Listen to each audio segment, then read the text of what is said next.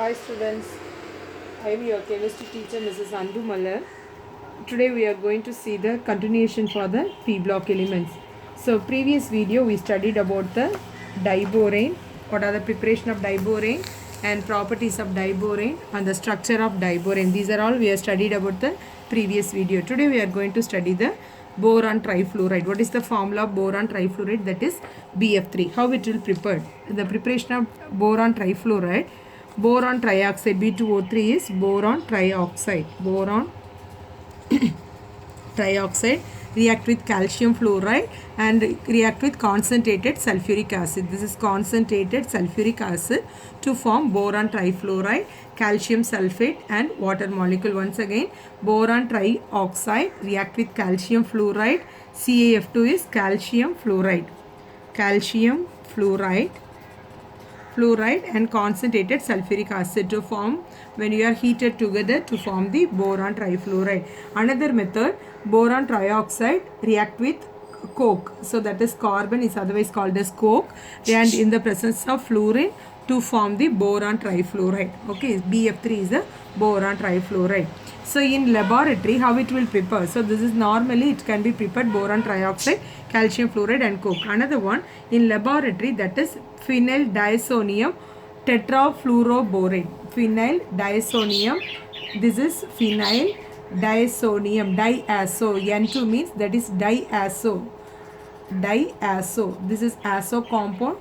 Phenyl diazo tetrafluoroborate. So that is phenyl diazonium tetrafluoroborate. So the compound when heated to form the boron trifluoride. This is phenyl hydrofluoride. So that is phenyl hydrofluoride and nitrogen. So this is the another method. Sometimes they are asking particularly in laboratory how it will prepare in the laboratory. So the laboratory means you can write only the phenyl diazonium tetrafluoroborate and react heated to form the boron trifluoride. What are the properties of boron trifluoride? What are the properties? That is, it is a planar geometry. So what is meant by planar geometry? So that is all the fluorine atoms present in the same plane. So here that is boron, here fluorine, here also fluorine. That is, suppose we are placing one plate means, so that is boron is here means that is remaining all the fluorines are present in the same plane. So that is the planar geometry. Another one, electron deficient compound. So that is, we already know that last year we studied what is the electronic configuration of boron. So the boron is atomic number 5. So that is 1s2, 2s2, 2p1. So the outermost electron, only 3 electrons are there. So that is here that is one boron, here another boron, here another boron. The 3 outermost electron, the sharing 1 electron with the fluorine. How many electrons in fluorine? 1, 2, 3, 4, 5, 6, 7. 7 electron in fluorine, outermost electron. 1, 2, 3, 4, 5, 6, 7. So here also 1, 2, 3, 4, 5, 7. So here 1. So totally in fluorine means that is 8 electron. So here another fluorine means another 8 electron. Here another fluorine means 8 electron. But in boron, how many electron is here? 2, 4, 6. Only 6 electron. But stable octet configuration, it will need 2 more electron. So 2 more electron. So that is BF3 is the boron electron deficient. So that is electron deficient. Best example is electron deficient. So that is BF3. So here is the another one. Next another one is accept a pair of electrons. So BF3 NH3. So here BF3 when react with ammonia to form the coordinate covalent bond. The bond name is called as coordinate covalent bond. What is mean by coordinate covalent bond? So here this boron is the electron deficient, right? So here again I draw this. Boron is the electron deficient. So that is BF3.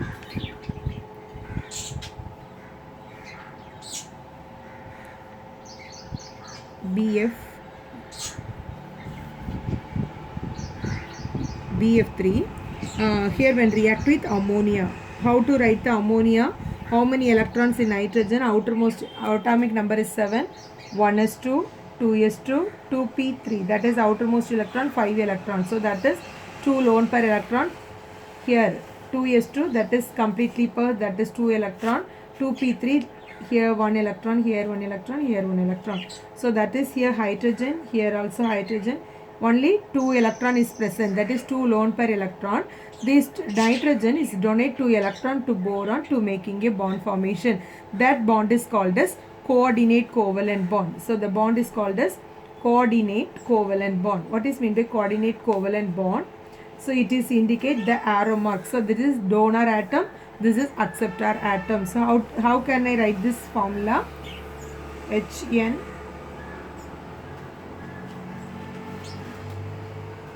So each hydrogen forming 1 electron, here 1 electron, here 1 electron. So that is 2, 2. Hydrogen means 2, here hydrogen means 2, here hydrogen means 2. Totally 1, 2, 3, 4, 5, 6. For stable configuration, it is an 8 electron. So here, that is ammonia, donate 2 electron for boron, F. So this bond is called as coordinate towards the donor atom to the acceptor atom. Here BF3 is the acceptor atom, ammonia is the donor atom. The excess 2 electron donated to boron trifluoride. The same thing, boron BF3 with water molecule. So again BF3 with water molecule. Here also coordinate covalent bond. Here oxygen, water molecule, oxygen. How many electron in the outermost shell? So that is 1, 2. Here one hydrogen, here one hydrogen, 2 more electrons. So this hydrogen donated, so this 2 electron donated to the BF3. So again it will form the coordinate covalent bond. So H2O is donated the atom to BF3. So this is the donor atom, this is donor atom, this is acceptor atom.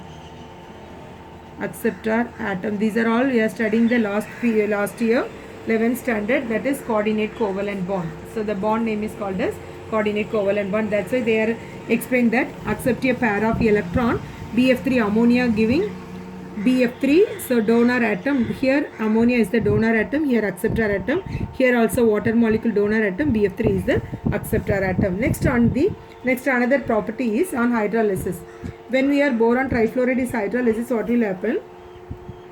BF3 water molecule. What is meant by hydrolysis? To break down using water to break down the compound. BF3 using water molecule, BF3 compound is breakdown. So here on hydrolysis it will form the boric acid, H3BO3. What is the name of this compound?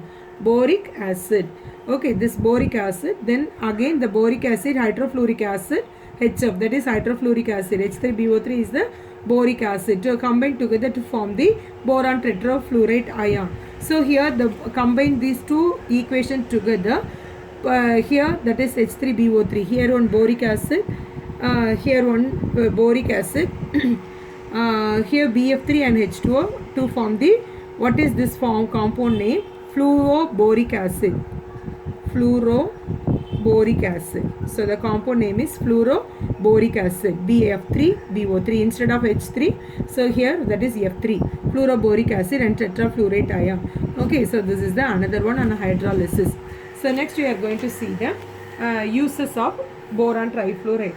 It is preparing the HP, that is HBF board. So tetrahydroborate, tetrafluorohydroborate ion. It is used as for the preparing this compound. It is act as a BF3 is act as a catalyst. Another one is the BF3 is the fluorinating reagent. Okay, so these are the uses. It is used to catalyst in the preparation of HBF4. Another one is fluorinating reagent. Okay, ma'am. So next one is, so the boron, once again boron trifluoride adunde preparation. So next in the laboratory preparation, then next one is the properties. Properties is the planar geometry, electron deficient compound, accept a pair of electron. Then again it is the uses of this boron trifluoride. Next we are going to see the aluminum chloride. So aluminum chloride, what is the formula of aluminum chloride? AlCl3. When aluminum react with hydrochloric acid to form the aluminum chloride. Then again aluminum hydroxide, AlOH3 is aluminum hydroxide. Aluminum hydroxide when react with hydroxide react with hydrochloric acid to form the aluminum chloride and water molecule. So this is the normally aluminum can be prepared using the hydrochloric acid and aluminum hydroxide react with hydrochloric acid. Next one is McPhee process. What is mean by McPhee process? This is alumina or bauxite ore, that is Al2O3. The other name of this Al2O3, aluminum oxide or alumina, react with coke in the presence of running current of chlorine water. So when we are react with chlorine water to form the aluminum chloride and carbon dioxide is liberated. So this is the McPhee process. Repeatedly asking question, 2 mark question. What is McPhee process? When alumina react with coke in the presence of running current of chlorine water to form the aluminum chloride. AlCl3 is the aluminum chloride. Next one is industrial scale preparation. So industrial scale preparation, when aluminum reacts with chlorine heated with 1000 Kelvin to form the aluminum chloride. When aluminum react with chlorine heated with 1000 Kelvin to form the aluminum chloride. Okay, so next one is properties of the aluminum chloride. It is a colorless and aqueous solution. It is a colorless substance and aqueous solution. It is acidic in nature. So aluminum chloride is acidic in nature.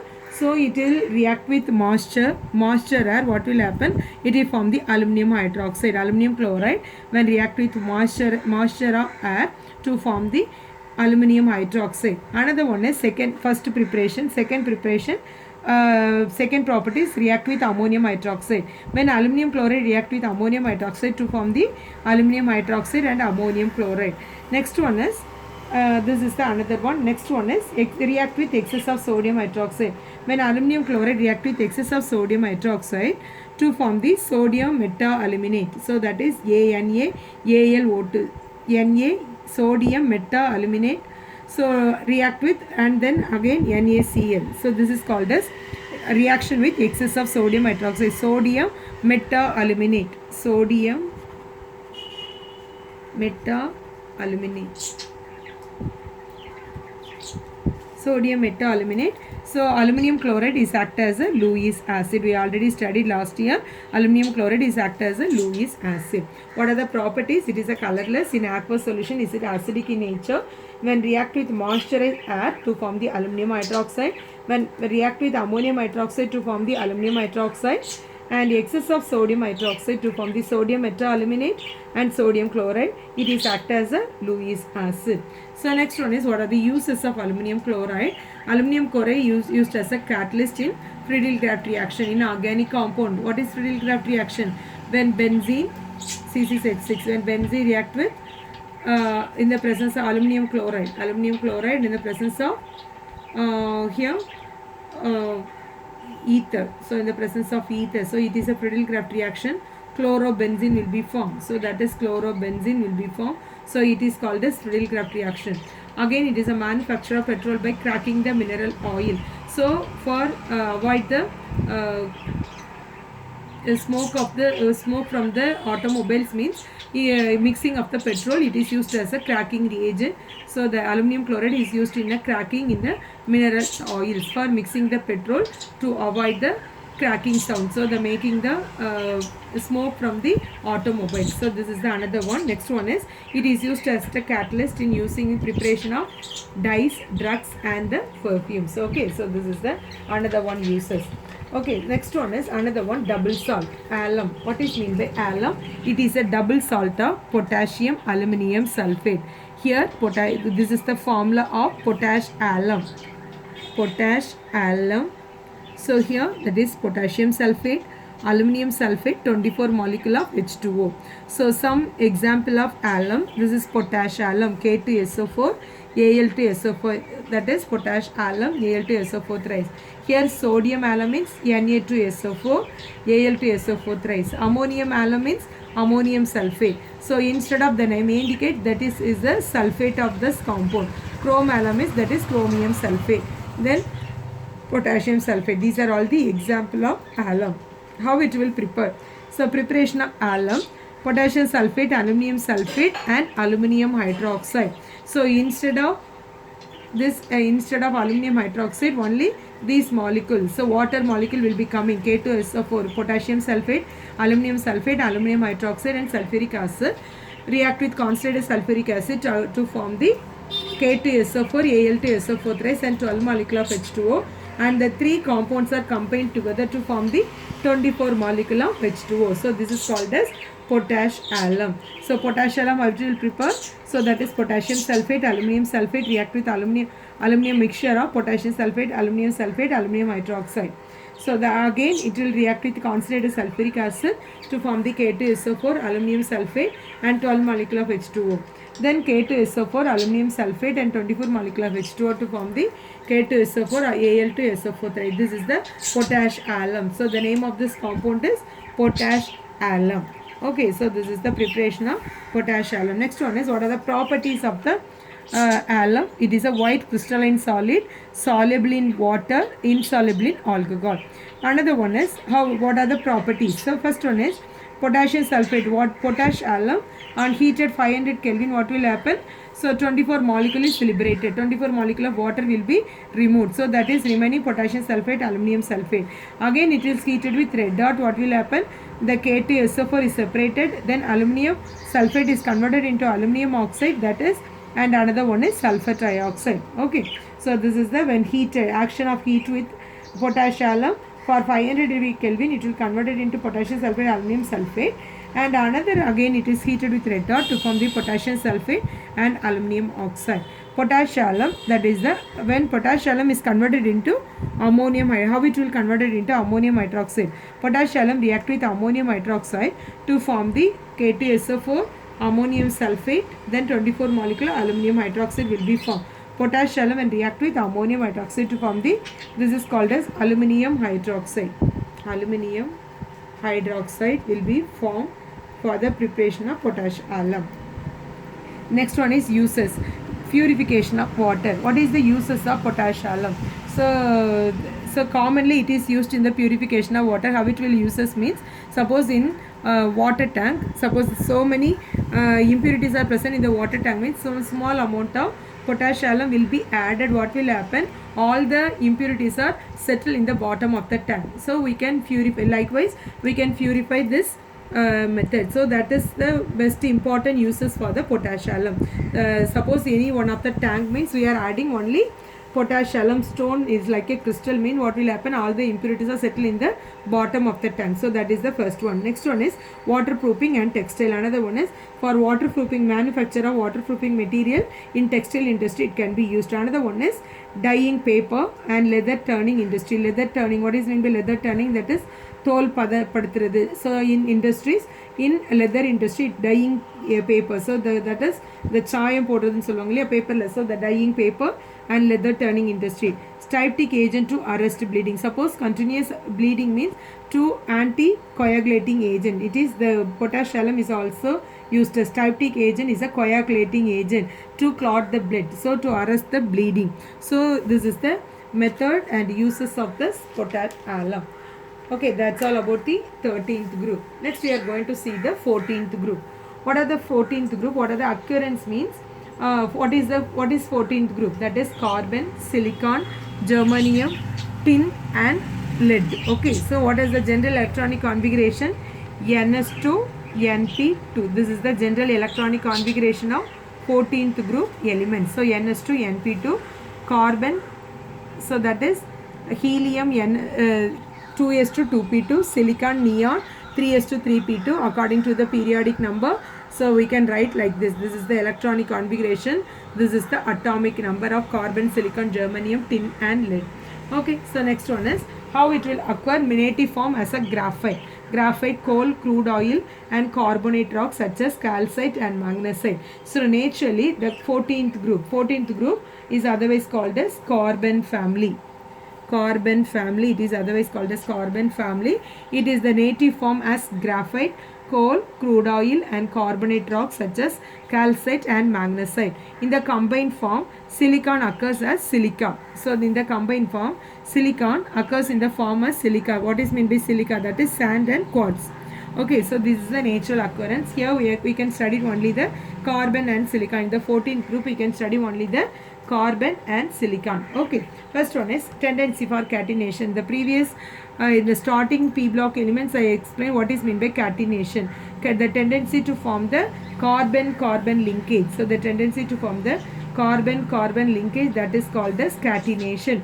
Now what is tendency for catenation? What is the condition for catenation? First one is the valence element is greater than or equal to 2. So valence electron, what is meant by valence element? Or is greater than equal to 2. So valence element means the outermost shell element is greater than equal or 2. The outermost electron is greater than 2 or equal to 2, should have an ability to bond with itself. So the compound having the catenation property means have an ability to bond with itself. So say for example carbon-carbon family, so that is CH4, CH3, CH3, that is what is the compound name? That is ethane. But a carbon have the only compound is have the tendency to form bond with itself. Second again one, the self bond must be strong as its bond with other element.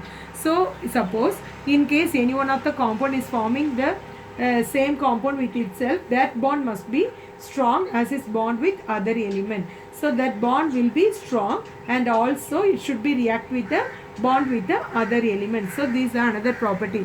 Next one is the kinetic inertness of catenated compound towards the molecules, other molecules. So here the kinetic inertness of catenated compound towards other molecules. So this property have the tendency to towards the contribute to the inertness to the other molecule also. Have this catenation compound have the tendency to form the other compound also. These are all the 4 points to condition for tendency for catenation. Suppose any one compound to form the catenation property means these are all 4 types of character tendency to condition for satisfy the compound. First one is valence element is greater than equal or equal to 2. Another one is should have an ability by bond with itself. Again another one, this self bond must be strong and its bond with other element. Another one is kinetic inertness of catenated compound towards the other molecule. Next one is what are the allotropes of carbon. What are the allotropes? Here we can study graphite, diamond, graphene, fullerenes and carbon nanotubes. So these are all the allotropes. What is the allotrope? Same molecule exist in a different form. So that is allotropes, graphite, diamond, the graphene, fullerenes and carbon nanotube. First one is what is meant by graphite. So graphite is a flat hexagonal structure. Is a flat two-dimensional hexagonal structure. Each carbon, this is the carbon, each carbon having the sp2 hybridization. sp2 hybridization. These are the another one. First one is it is the stable allotropic form, soft and conduct electricity. So this graphite structure is look like a soft in nature. So it is best conduct the electricity. Is the soft conduct electricity. And another one is the carbon-carbon bond length. So this is carbon, this is carbon. The carbon-carbon bond length is 1.41 Armstrong. So this again, this one graphite is combined with the another graphite structure. This is the weak van der Waals forces. It is a weak van der Waals forces combined together to hold the graphite molecule. So it is look like a soft one. Each carbon forms 3 sigma bond and neighboring carbon atom. So each carbon atom, so this carbon atom is forming a sigma bond. So that is one carbon containing 4. Carbon valency is 4. So 3 form the sigma bond and only 1 forming the pi bond. So that is this is called as unhybridized p orbital forms a pi bond. So pi electrons are delocalized. So here these pi electrons. So what is the atomic number of carbon is 6. 1s2, 2s2, 2p, 2. So the outermost electron 1, 2, here 1, 1. So here another one is this is the ground state. In the excited state what will happen? So the electron will be here 1. This is s orbital, p orbital. So that is sp. Already I told that is sp2 hybridization. Here one electron is there. This pi orbital. So these pi orbital involved delocalized is responsive for the electrical conductivity. What is mean by delocalized? The double bond. So the bond is delocalized towards the carbon-carbon. So here that is carbon means the bond is delocalized. Now move on this side, this moves on this side, continuously moving, that is called as delocalized. It is travel from one position to the other position, so that is delocalized. So that is due to this property, it is conducting electrical conductivity. Okay, so once again, it is a flat hexagonal structure. Each carbon bond is 1.41 Armstrong. Each graphite structure is held by weak van der Waals forces. It is a stable allotropic form. It is soft and conduct electricity. And another one is each carbon form the 3 sigma bond and 1 pi bond. Due to this pi bond, it is the delocalized responsive for the electrical conductivity. Okay, so another one, it is the diamond. So what is mean by diamond? It is a tetrahedral arrangement. So this is the diamond structure in your book, that is 3-dimensional structure will be given. This is the structure, this is carbon. So this is this all carbon. So this is the tetrahedral arrangement. The carbon bond is 1.54 sp3 hybridized, but each carbon is a sigma bond. Here all the carbon forming a sigma bond. Due to this sigma bond, it is hard in nature, no free electron is there, so it does not conduct the electricity. So that is the reason we can use the ornament. Diamond, it will use in ornament. So because it is a poor conductor of electricity, no free electron for the conductivity. Once again, it is a tetrahedral arrangement. Bond distance is 1.4 Armstrong. Each carbon is the sp3 hybridization. So due to this sp3 hybridization, it is forming a sigma bond, no free electron for the conductivity. Okay, so this is the another one. What are the uses of this diamond? Mean sharpening hard tools, cutting glasses, making bows, and rock drilling. So that is sharpening of hard tools and cutting of glasses and making bows and rock drilling. Okay, so this is the another uses. So next we are going to see the fullerens. What is meant by fullerens? Fullerens means carbon 32, C50, that is the allotropes of carbon, that is the naturally synthesized allotropes. C3, C32, C50, C60, C70, C76. It is look like a cave-like structure. So it is look like a dome. Dome means, so again, once again, I see the diagram. So this is it look like a fullerens. It is like a dome. Dome means it look like a cave. So that is it is consist of, this is hexagonal structure, that is 6-membered ring. This is hexagonal structure. Here one 5-membered ring is here. That is 6-membered ring and 5-membered ring combined together to form the fullerene structure. Okay, so here that is in this cave-like structure. C60 molecule have a saucer ball-like structure. So it is otherwise called as Buckminster fullerenes. And another one is called as Buckyball. The other name of this fullerenes is called Buckyball. Why it is called as Buckyball? 26-member ring and 12 5-member ring. So each carbon atom is sp through hybridization. 3 sigma bond and pi bond. This is already studied in the graphite, giving the aromatic character. The CC bond distance is 1.4 and C double bond distance is 1.38 Armstrong.